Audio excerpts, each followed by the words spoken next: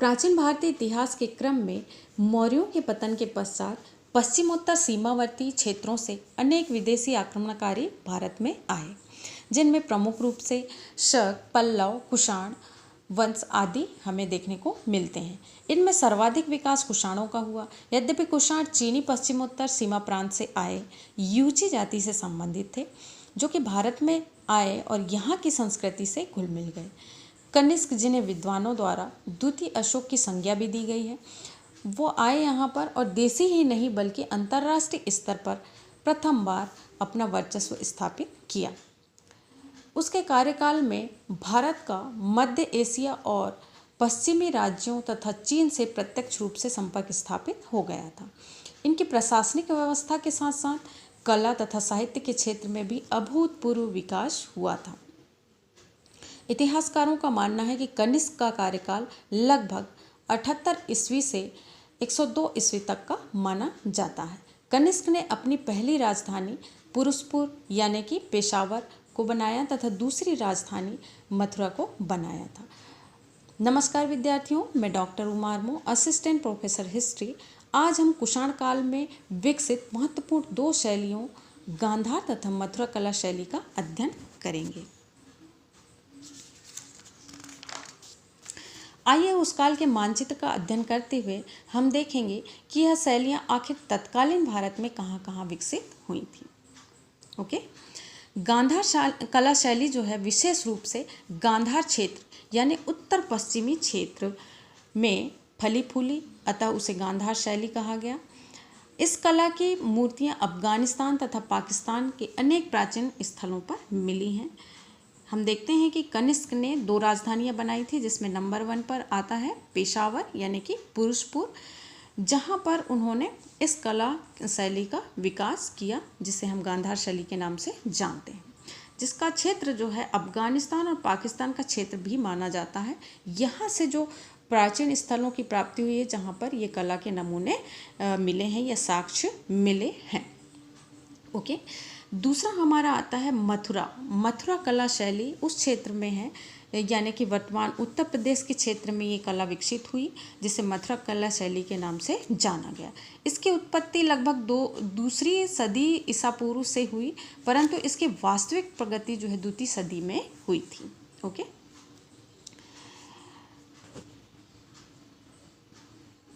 आगे हम देखते हैं कि मौर्योत्तर काल में कला के क्षेत्र में अभूतपूर्व परिवर्तन के साथ साथ इसका विकास कैसे हुआ। कनिष्क के काल में कला के क्षेत्र में 2 स्वतंत्र शैलियों का विकास हुआ था। नंबर 1 गांधार कला शैली, जो कि पश्चिमोत्तर क्षेत्र के अंतर्गत माना जाता है, और दूसरा मथुरा कला शैली यानी कि वर्तमान उत्तर प्रदेश को माना गया है। गांधार कला शैली का सर्वाधिक विकास जो है कुषाण काल में हुआ था, लेकिन कुषाण काल में सबसे ज़्यादा विकास कनिष्क के काल में हुआ था। इसके विकास विषय वस्तु जो है बौद्ध परंपरा से ली गई है, परंतु निर्माण का तरीका क्या था? यूनानी था। यूनानी, इसलिए इसे ग्रीक बौद्ध शैली भी कहा जाता है या हिंद यूनानी शैली के नाम से भी हम इसको जानते हैं।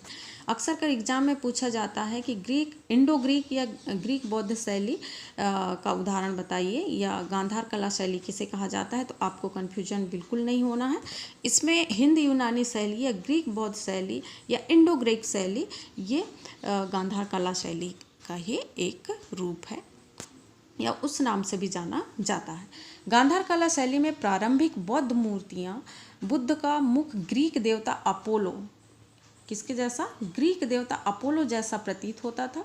अब मूर्तियों का परिवेश यानी कि पहनावा जो था, जो टोगा पहनाया जाता था या कपड़ा पहनाया जाता था, वो उसके जैसा दिखाई देता था, टोगे की तरह दिखाई देता था, यानी कि ऊपर से नीचे तक एक लबादा की तरह दिखाई देने वाला था। ओके, इसके अलावा हम देखते हैं कि इस कला शैली में बुद्ध तथा बोधिसत्व की बहुसंख्यक मूर्तियों का निर्माण हुआ है। बोधिसत्व में सर्वाधिक मैत्रेय की मूर्तियां मिली हैं। इस कला शैली के जो केंद्र रहे हैं वो तक्षशिला, कपीसा, पुष्कलावती, बामियान आदि इसके प्रमुख केंद्र रहे हैं, जिसमें स्वात घाटी के भूरे रंग कौन से रंग के?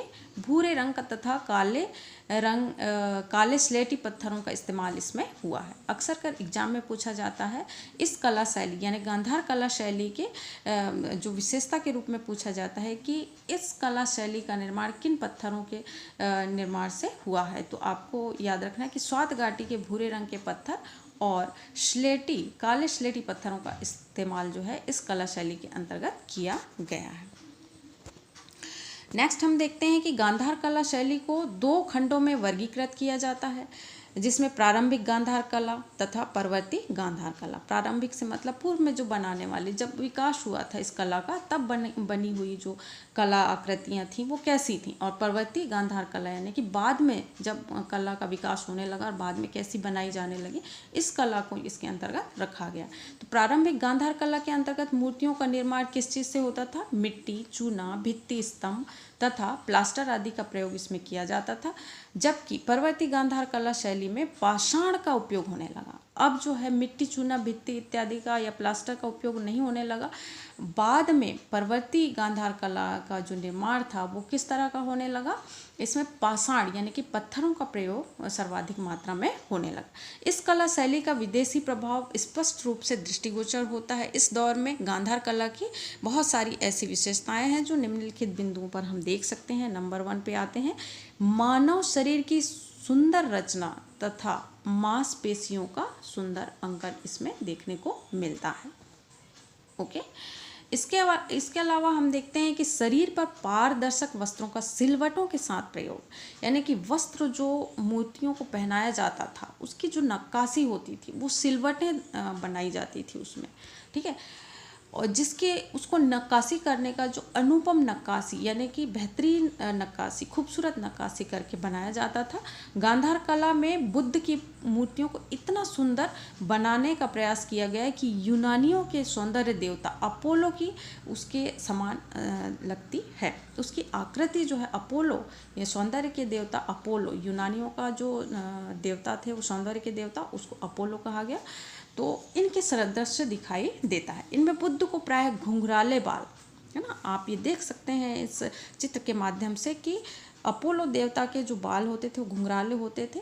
उसी तरह से जो है बुद्ध की मूर्तियों का भी इन्होंने इस कला के अंतर्गत, गांधार कला के अंतर्गत जो है बनाया जाने लगा, जिसमें घुंघराले बाल व मूछें, ललाट पर अरना यानी कि भौंरी, सिर के पीछे प्रभामंडल, वस्त्र सलवट युक्त और चप्पल पहने हुए दर्शाया गया है। इस कला में प्रयुक्त चिड़ियों की पूंछ जैसी परतें रोम में हेड्रियन काल की हेलेनिस्टिक शैली का अनुकूलित रूप मानी जाती है। इसका मतलब ये है कि यह हिंद यूनानी शैली यानी कि आधा भारतीय विषय वस्तु जो था वो भारतीय था, लेकिन बनाने की जो कला थी वो कौन सी थी?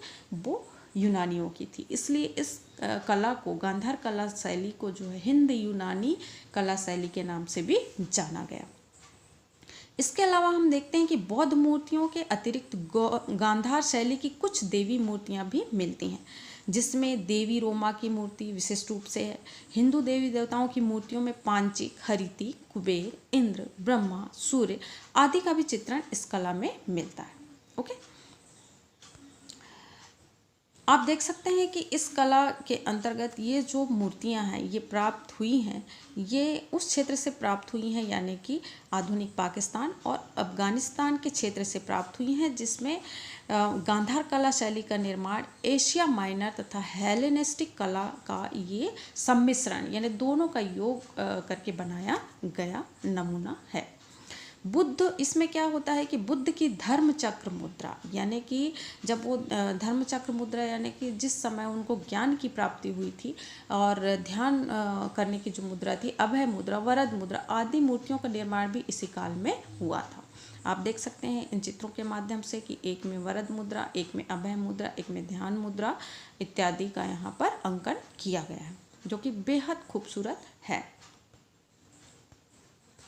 नेक्स्ट हम देखते हैं मथुरा कला शैली। इस कला शैली के अंतर्गत हम देखेंगे कि ईसा पूर्व पहली शताब्दी के अंत में आरंभ हुई, कालांतर में कुषाण शासकों के संरक्षण में विकसित हुई। यह कला शैली जो है पूर्व में ही विकसित हो गई थी, लेकिन कुषाण शासकों ने इसको संरक्षण प्रदान किया और यह पूर्ण रूप से विकास की ओर बढ़ने लगी। मथुरा यानी कि उत्तर प्रदेश में विकसित यह कला की शैली मथुरा कला शैली के नाम से जाना गया। इसकी उत्पत्ति जो है द्वितीय शताब्दी ईसा पूर्व में हुई, लेकिन वास्तविक प्रगति इसकी कब हुई? पहली शताब्दी में प्रारंभ हुई। मथुरा के शिल्पकार मूर्तियों के निर्माण में चित्तेदार लाल पत्थरों का उपयोग महत्वपूर्ण था। ये चित्तेदार लाल पत्थरों का उपयोग इसमें किया गया, जो कि विशुद्ध रूप से भारतीय कला शैली थी। आप देखेंगे कि जो गांधार कला शैली थी वो यथार्थवादी थी, लेकिन ये जो मथुरा कला शैली है वो आदर्शवादी कला शैली के रूप में जानी गई। इसके अंतर्गत जो है जैन मूर्तियाँ, जैन मूर्तियाँ भी, बौद्ध मूर्तियाँ और महिला मूर्तियाँ, राजसी मूर्तियाँ इत्यादि इसके अंतर्गत निर्माण की गई। मथुरा में लगभग तीसरी शताब्दी ईसा पूर्व से 12वीं शताब्दी ईसा पूर्व तक अर्थात 1500 वर्षों तक शिल्पियों ने मथुरा कला की साधना की, जिसके कारण भारतीय मूर्ति शिल्प के इतिहास में मथुरा का महत्वपूर्ण स्थान रहा। कुषाण काल से मथुरा विद्यालय कला क्षेत्र के उच्चतम शिखर पर था। मतलब इस काल में कनिष्क के काल में आते आते तक जो है ये उच्चतम शिखर पर पहुंच गया। सबसे विशिष्ट कार्य जो इस काल के दौरान हुआ वह बुद्ध का सुनिश्चित मानक प्रतीक था। ठीक है ना। मथुरा के कलाकार गांधार कला में निर्मित बुद्ध के चित्रों से प्रभावित थे, तो उसी तरह से वो बनाया करते थे, लेकिन उतना ज़्यादा उसमें खूबसूरती नहीं थी। जैन तीर्थंकरों और हिंदू चित्रों का अभिलेख भी मथुरा में पाया जाता है, जिनके प्रभावशाली नमूने आज भी मथुरा, लखनऊ, वाराणसी, इलाहाबाद में उपस्थित हैं। लगभग तीसरी सदी के अंत तक यक्ष और यक्षिणियों की प्रस्तर मूर्तियां भी उपलब्ध होने लगी थी। प्रस्तर मूर्तियों से मतलब है कि पत्थरों की बनाई जाने लगी थी। पहले क्या होता था कि चूने, प्लास्टर इत्यादि से बनाया जाता था, लेकिन ये जैसे जैसे विकास होता चला गया तो ये जो उत्कृष्ट कोटि के लाल पत्थर से इनके निर्माण किए जाने लगे। मथुरा में लाल रंग के पत्थरों से बुद्ध और बोधिसत्व की मूर्तियां बनाई गई। महावीर की मूर्तियां भी बनी। मथुरा कला में अनेक वेदिका स्तंभ भी बनाए गए। यक्ष, यक्षिणी और धन के देवता कुबेर को माना जाता है, उसकी मूर्तियां भी मथुरा से प्राप्त हुई हैं। इसका उदाहरण मथुरा से कनिष्क की बिना सिर की एक खड़ी प्रतिमा मिली है। मथुरा कला शैली का सर्वोत्कृष्ट उदाहरण जो हमें देखने को मिलता है वो कनिष्क की बिना सिर वाली एक खंडित मूर्ति है। उसके माध्यम से हम मथुरा कला शैली का अवलोकन कर सकते हैं। मथुरा शैली की सबसे सुंदर मूर्तियाँ पक्षियों की है, जो एक स्तूप की वेष्टनी पर खुदी हुई थी। इन मूर्तियों की कामुकता, भावभंगिमा सिंधु में उपलब्ध नर्तकी की मूर्तियों से बहुत कुछ मिलती जुलती हैं।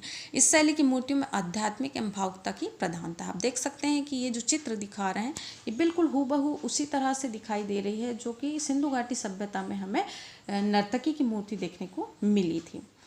लेकिन वो सिंधु घाटी सभ्यता की जो मूर्ति थी वो कांस्य की मूर्ति थी, और यहाँ पर हमें लाल चित्तीदार पत्थरों से बनी मूर्तियाँ दिखाई देती हैं। बुद्ध के जन्म, अभिषेक, महाभिनिष्क्रमण, संबोधि, धर्मचक्र प्रवर्तन, महापरिनिर्वाण आदि जीवन की विविध घटनाओं का कुशलता पूर्वक जो है यहाँ पर अंकन किया गया है। इसकी विषय वस्तु भी बुद्ध की विषय वस्तु ही रही। बुद्ध के जीवन से लेकर के उसके महापरिनिर्वाण आदि विविध घटनाओं का इसमें उल्लेख किया गया है।